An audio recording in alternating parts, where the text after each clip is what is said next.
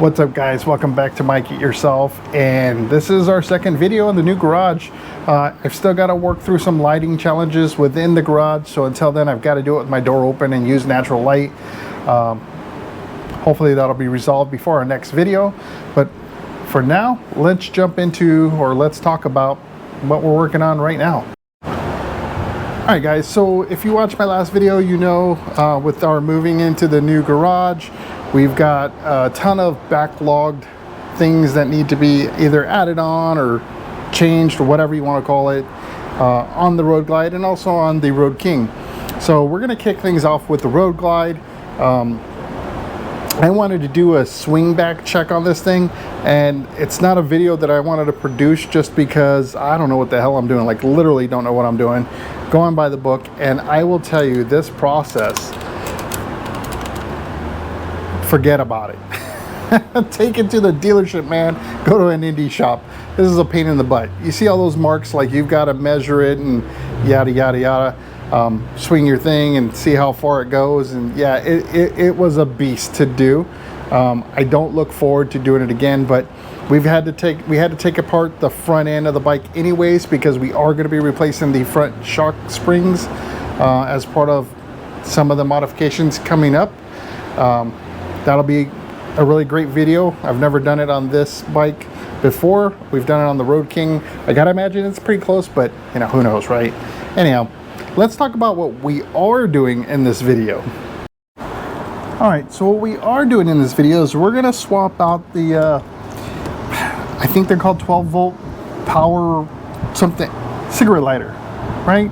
I grew up at a time where you had cigarette lighters in your car, ashtrays in your car. So that's what I call this. This is a cigarette lighter to me.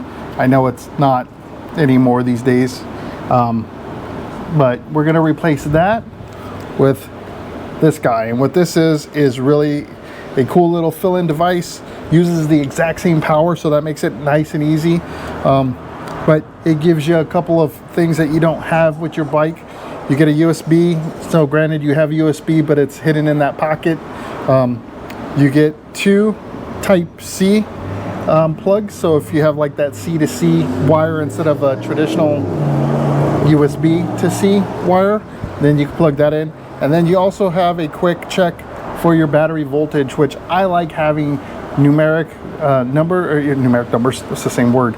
I like looking at numbers instead of just an analog gauge. When it comes to my battery voltage, it's just a little bit more easier for me to ingest, I guess.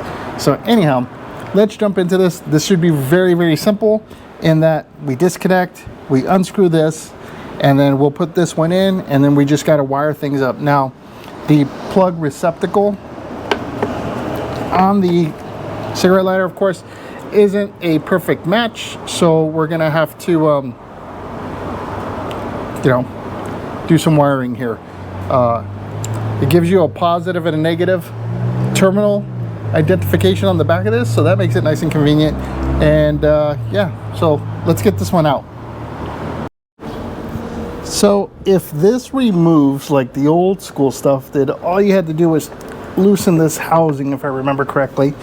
And it's been a minute since I've dealt with one of these. Oh, yep, that's exactly how it works. Cool. There you go. Doesn't get as, much simpler than that. So this thing, you can reuse it in your 69 Pontiac GTO Judge, right? If you want to have a cool Harley Davidson branded cigarette lighter in there. I wonder if this would work if you threw a cigarette. Does anybody? No, I can't. I think because you have to heat up the coil, so I don't think that'll work, unfortunately. All right, so let's put the new one in. Should be easy.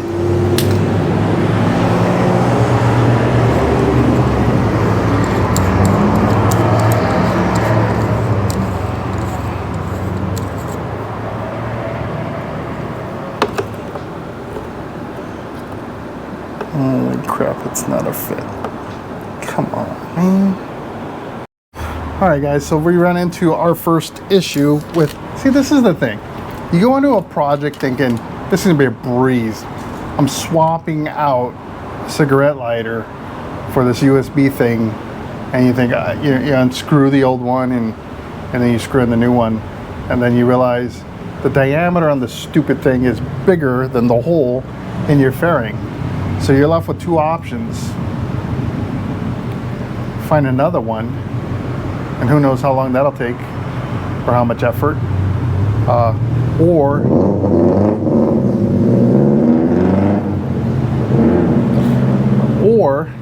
you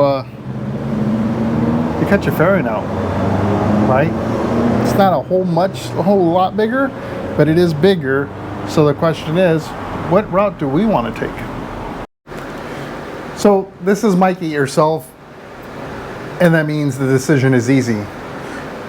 We're going to cut the hole bigger, and let me show you how.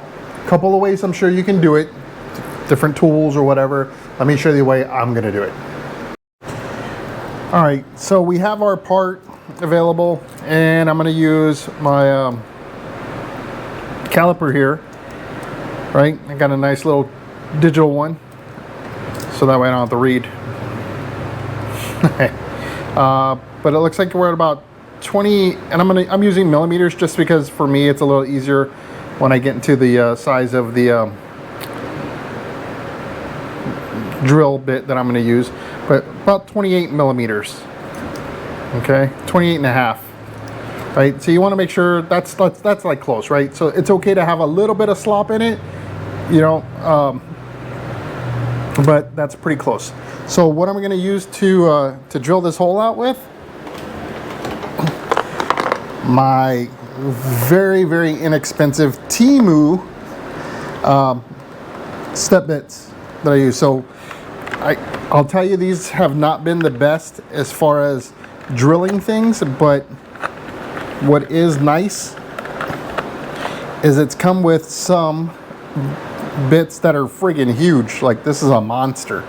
So, and in the it measures out, it looks like I want to say that might be millimeters, so they might actually have the millimeter printout right on the actual deal here. So let's see here, let me go, there's one here that's listed as 28, so let's see if that's right. So it's actually 27, pretty close if I rotate it. So I've got to go 28 and a half. There is no 29, so I'm gonna have to go to 30, which is the step before the final step, like passing it all the way through. Since this is very narrow or thin, and I can get to the back side of this, I don't have to worry about depth issues. With this, I think I'll just be fine. So let me get the drill gun and let's start drilling. All right, let's see here.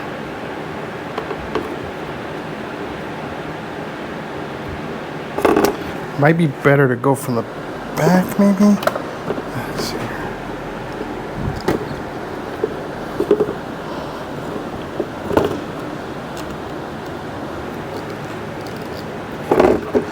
Nope. That's gonna be.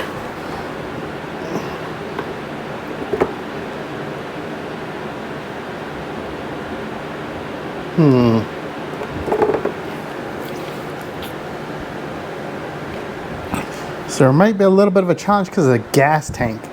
I think I've got a 90 degree for my drill. I don't know, but I think it's a bit holder, which this is a bigger shank. So we'll give it a shot. Let's see how we do.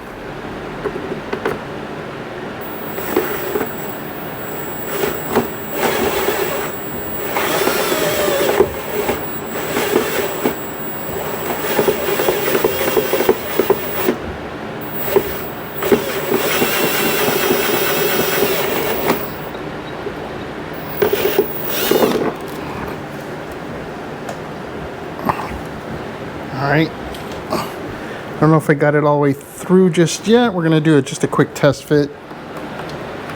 I'm going to be lazy and not take those wires off.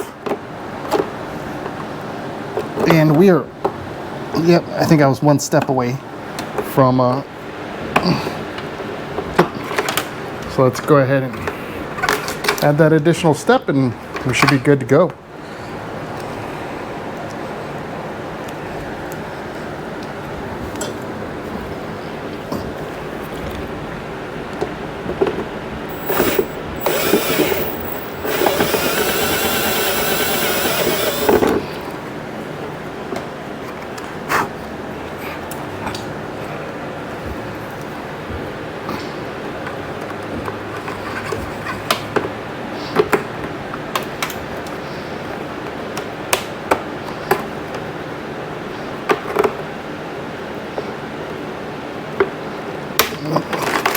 A little bit more.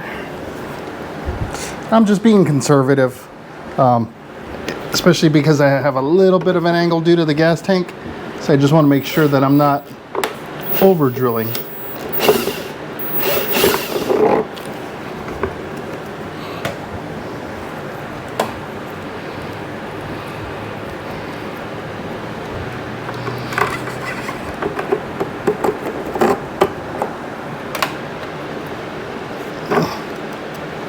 Alright, and then you just put your little jam nut, lock nut, whatever you want to call it.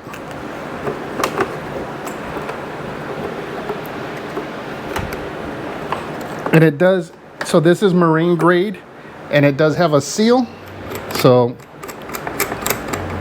that means it is a-okay to put on the Road Glide.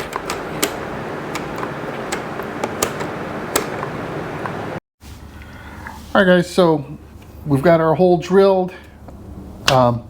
It's in there nice and firm. I'm going to go ahead and cut this excess wire off so that way it'll be a little bit cleaner.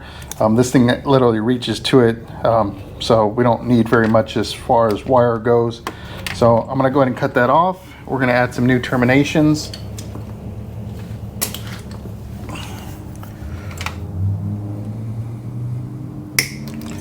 Alright. Be careful with this, just want to split it. Yeah, there you go. And if you know, for this setup we need exposed mill terminations.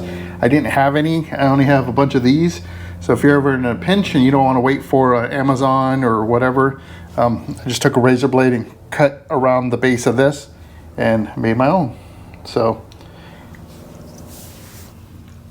that's, you know, a time savings there. So let's just go ahead and strip that off.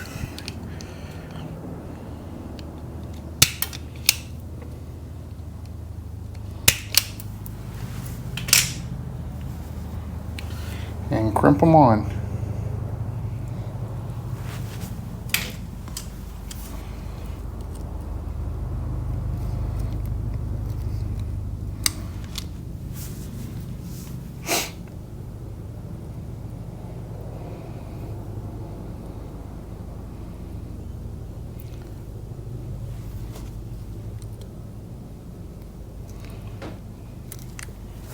Now what you want to make sure too is, like, when you're doing any kind of connections or whatever, well, I guess make sure you know the positive and the negative, of course, but also, you know, test fit it, make sure things aren't going to make any kind of contact, not only with each other, so you don't end up with a short or whatever, but also make sure it's not going to move around and touch some metal or something like that.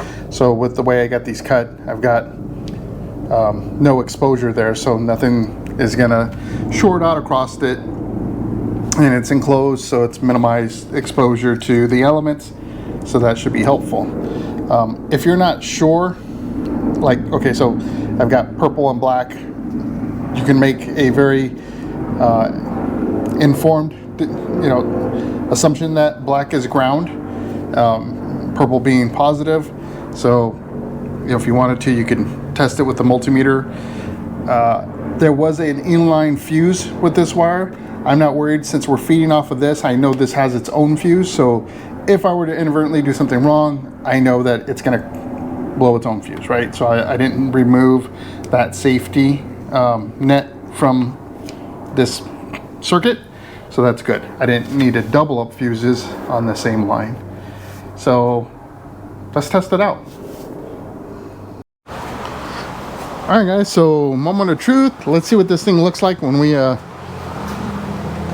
apply power. And there you go. So you get a nice little display there, telling us exactly what the voltage is. It says it's 12.4. Like I said, you can flip that up, put your USB, your standard USB, and then you have the two USB-C plugs. And then you don't have to have that on all the time. I just found out that you can, if you push on this little rubber mount, you can turn it on and off. So if you have it off, you turn your bike off and you turn it back on. So let's show. So just shut the bike off, turn it back on.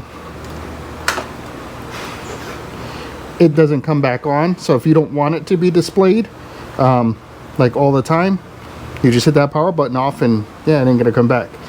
But if you're like me, you want to have it available all the time, it'll be there. It's not going to be a battery drain because as soon as you turn your bike off, it goes off. Alright, so that's going to be a wrap for this week's video. Simple little tool thing, accessory, whatever, that adds functionality to a part of the bike that I wasn't using anyways. I know there is a USB cable that's in the little glove box thing, so it does the same thing, minus the ability to tell you exact numbering related to your voltage. And like I said, you have the analog meter on your bike, so if you want to rely on that, hey, more power to you, whatever it is. I don't know, just a preference thing, whatever. Anyhow, we got some more cool videos coming up. Actually, we're going to start getting into meatier stuff now that we are in the bigger garage here, and I hope you guys are looking forward to it. I know I'm super excited because we're going to do, like I said, cooler stuff. We're not talking about LED readouts or, you know, little small attachments to the bike, but rather things that you may really be pondering because they're a little bit pricier as to whether or not you really want to make that purchase. So stay tuned, and until the next video does drop, I hope to see you in the wind.